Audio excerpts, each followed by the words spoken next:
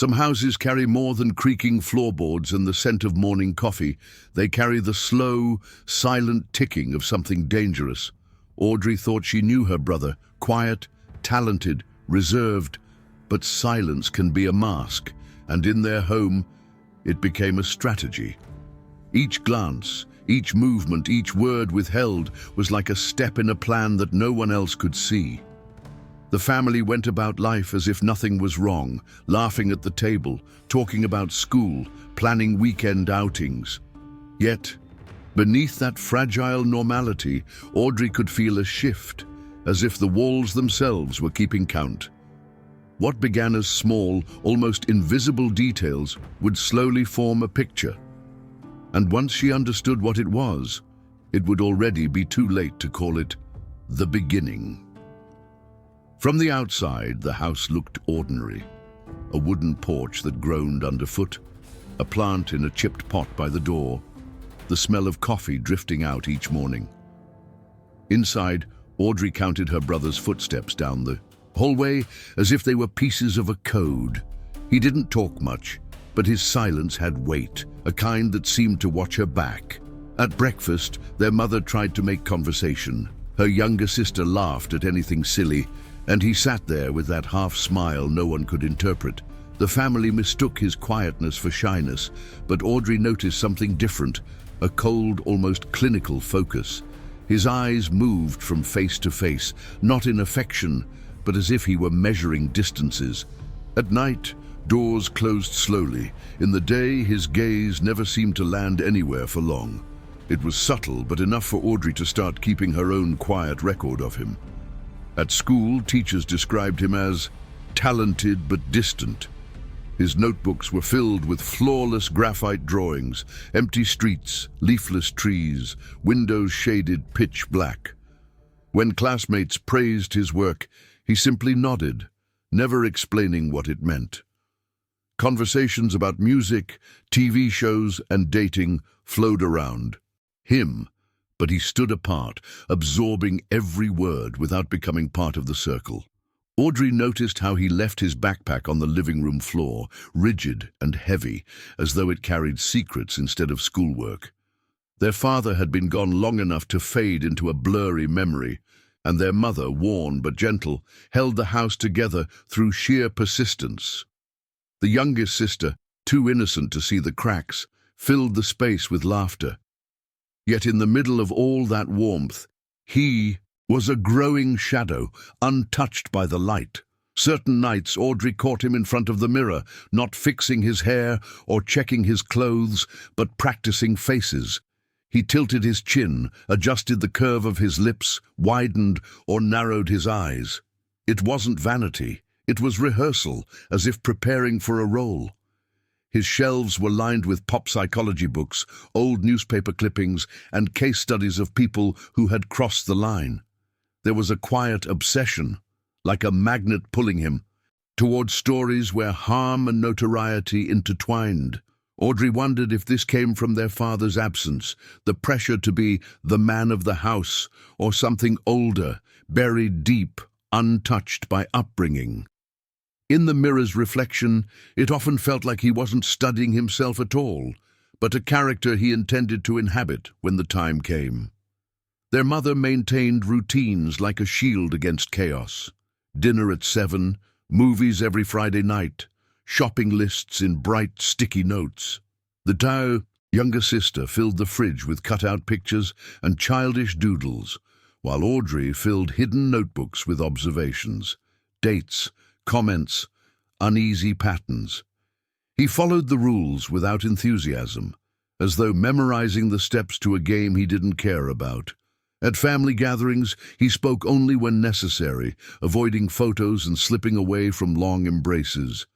But Audrey caught the way his eyes wandered during conversations, lingering on locks, keys, and where people kept their belongings.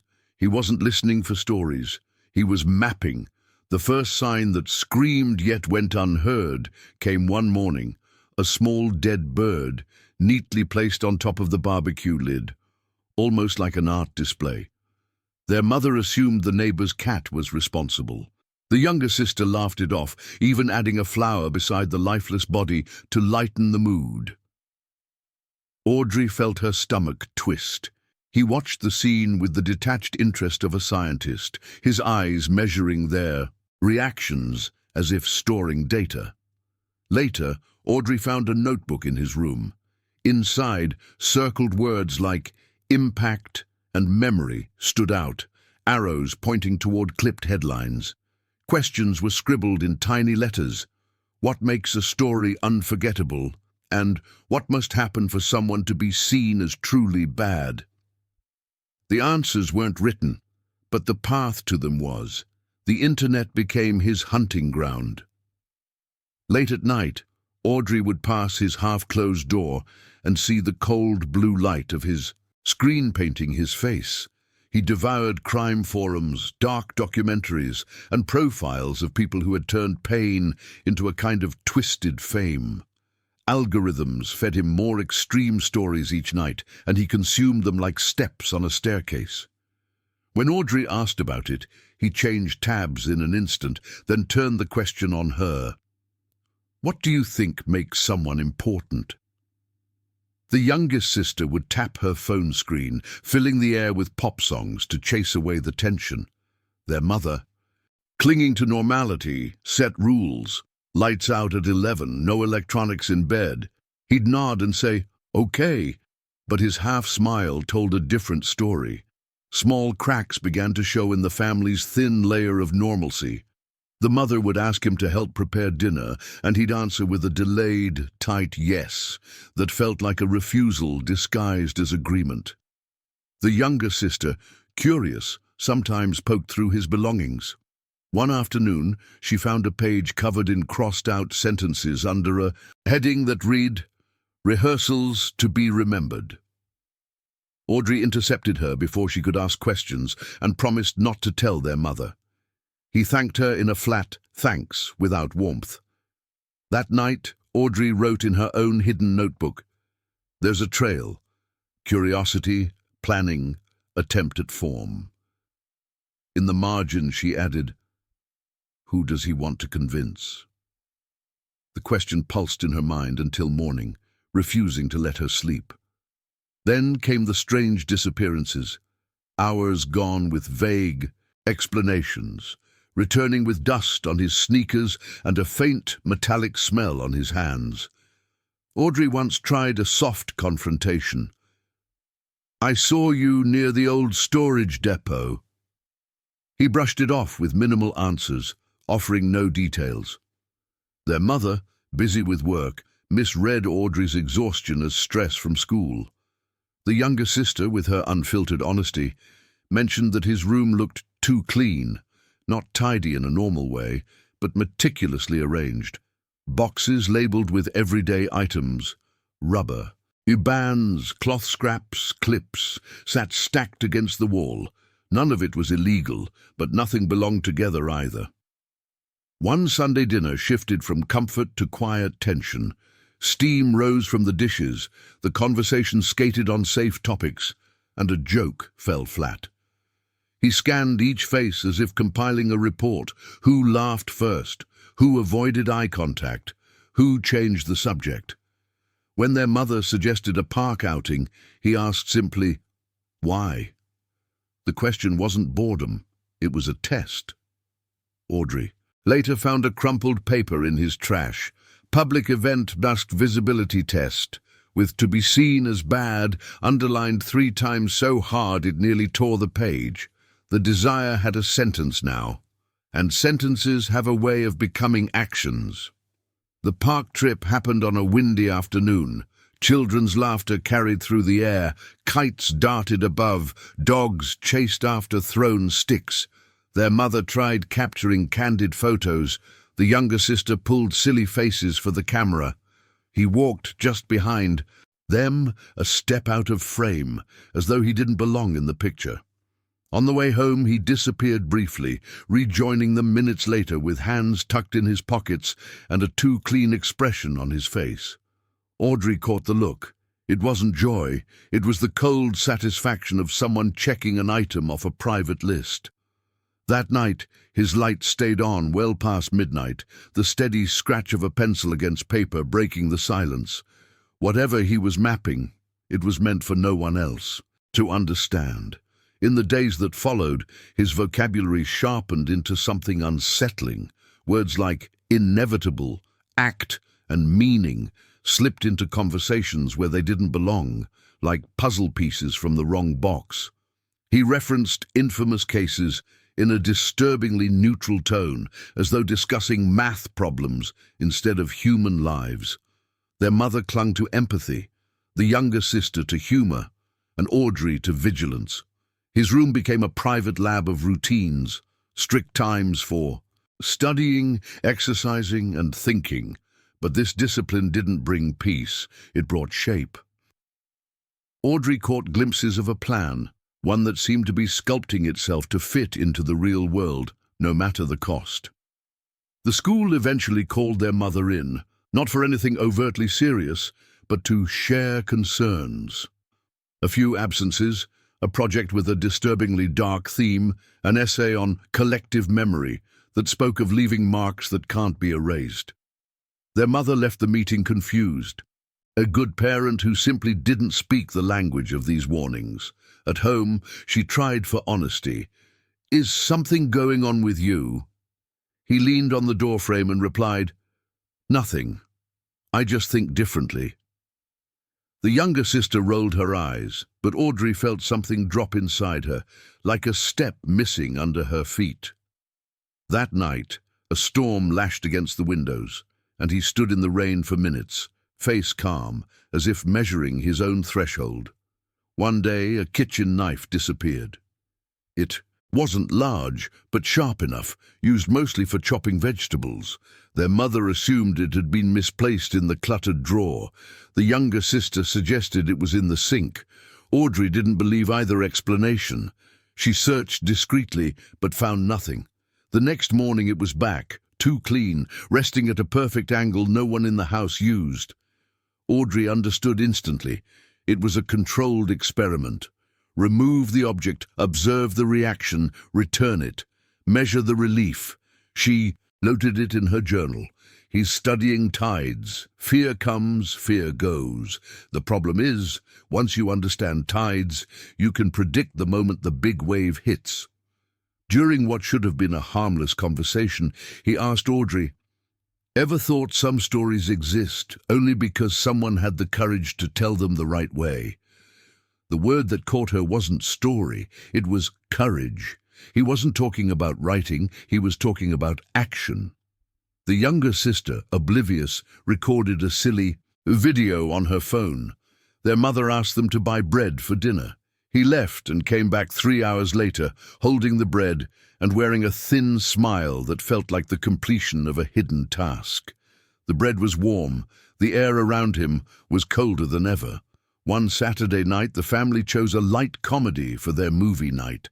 He refused, saying he preferred something real, then suggested a dark, violent documentary. Their mother declined gently but firmly. He didn't raise his voice. He simply persisted.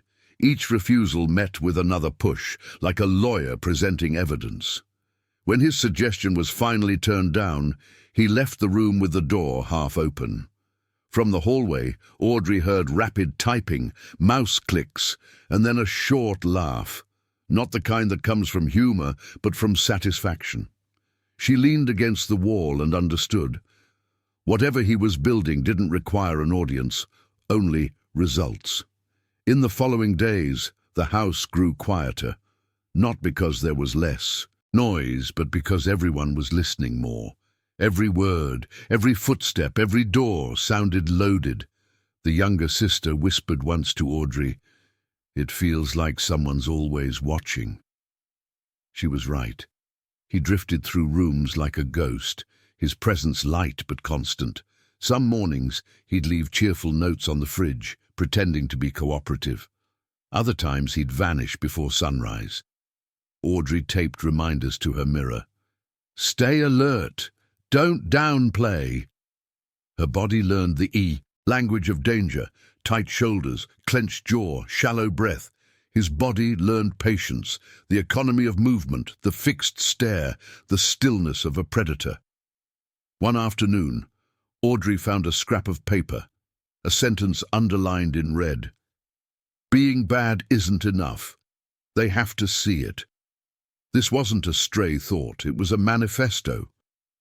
She folded it with shaking hands and hid it in an envelope, thinking of showing their mother. But the fear of provoking something explosive kept her silent. That night, dinner was slow, every bite an effort. He complimented their mother's cooking, teased the younger sister about school, then turned to Audrey and said, "You always see things first." It sounded like praise, but felt like a warning. Soon after came a series of accidents. A glass shattered by mistake. A door slammed because of the wind. The power flickered off out of nowhere. Each incident was harmless alone, but together they formed a pattern. Timed scares, tension dripping into daily life. Their mother blamed bad luck. The younger sister joked about a ghost. Audrey saw intent. When she mentioned it, he shrugged, saying, "You're imagining things." His smile afterward wasn't mocking. It was confirming to himself that the performance was working. The house had become his rehearsal space. Audrey decided to seek help without calling it that. She spoke to the school counselor under the guise of family stress, asking about warning signs and risk factors. She left with pamphlets she knew wouldn't be read at home. He noticed instantly. "Been talking to someone?" he asked, voice casual, eyes sharp. Audrey gave a half-truth, and he let it pass with a nod. That night she heard him pacing upstairs, then lying still for hours, as if calculating openings and exits. The clock in the living room ticked like nails being hammered in. On a Sunday evening, Audrey found a freshly printed map of their neighborhood in the trash. Small circles marked security cameras with arrows toward blind spots. At the bottom, 2 words, "Ready and Tomorrow." Her pulse spiked. The next day she stayed close, blocking every attempt he made to leave. Small talk, invented tasks, silent positioning. The night ended not with an outburst, but with him unexpectedly sitting at the table, answering questions about dinner and recipes. It was a pause, not a victory. Audrey knew the thread holding them together was frayed, but for now it was still there. And sometimes, still there, is the only ground you have left.